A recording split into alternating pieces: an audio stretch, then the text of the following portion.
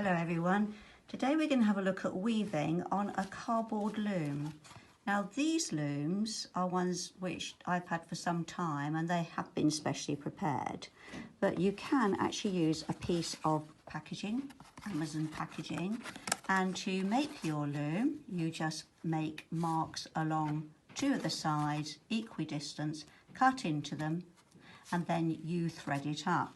Now when you're doing your threading, it's a good idea to make your indentations quite deep. This is a really good loom with deep indentations. I'll show you one I've been working on a bit where the indentations weren't so deep and the threads kept coming off.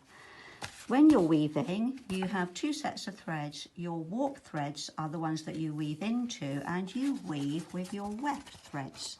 And that's all you need to know about those threads. If you want more details on weaving, lots of lovely ideas online on Pinterest and on other sources, and the Kirsty Allsop program has some really good little videos of weaving as well. So you go from one side to the other, stretch your threads across, and you then go underneath, and then if you've made a nice little cut, and to stop it coming undone at the beginning, I actually use a piece of masking tape and I just secure my end thread there.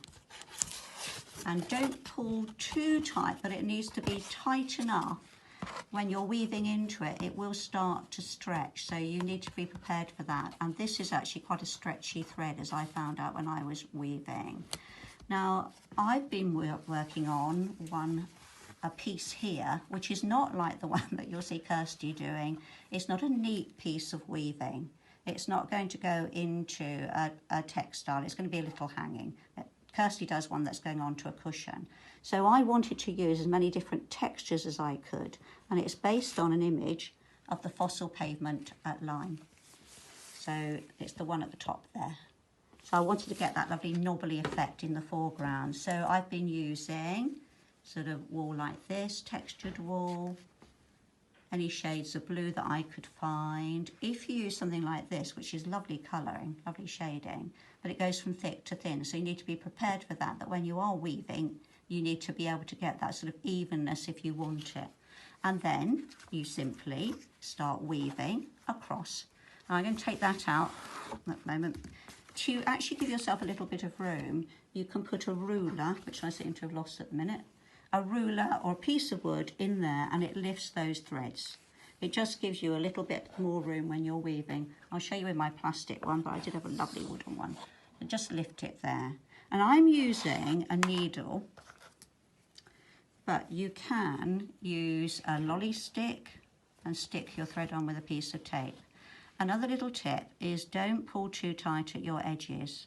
So I'm sure you all remember weaving in school. It's over, under, and then you simply pull through. So when you do pull it through, this is going to be the sky in my picture. Don't pull it too tight at those edges. Otherwise, when you see what's happening there, it starts to go in a little bit, and I need to just pull that out. And each time you weave a little bit, just push it down.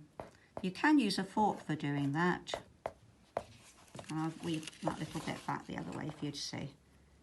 Back like that. And you can undo it. If you make a mistake, you can undo it, as I think I probably just did actually, showing you the wrong way. Undo it really easily. And I will make this look a little bit more three-dimensional. As I said, they go, see that one's come off. Two have come off, so I'll just hang those back on. I'm not doing a very good demonstration here for you, but it's so easy, and really, if you don't like it, you can just undo it really easily. As I said, don't pull too tight across, and start again. And use whatever threads you can find. Now, I've also been using a little bit of t-shirt material. In fact, that bit there, where I wanted that sort of shade of green for the hills in the background there, was t-shirt fabric. And if you look online, you'll see some lovely ideas for weaving with t-shirt fabric. And there's one of our group is really good at cutting up old t-shirts to use for various things. What I would probably do, I won't show you how to take it off at the moment, is that right at the very end, if I lift those threads up there, I will use my piece of driftwood to either suspend it on or put into the weaving, and just to give it even more of a bit of a three-dimensional effect, I've got some little stones here, some bits of shell. I've even got a little limpet shell that I've been keeping, and that will make it look a little bit more like a three-dimensional piece of work, and it would just be a little hanging. So enjoy weaving. Bye.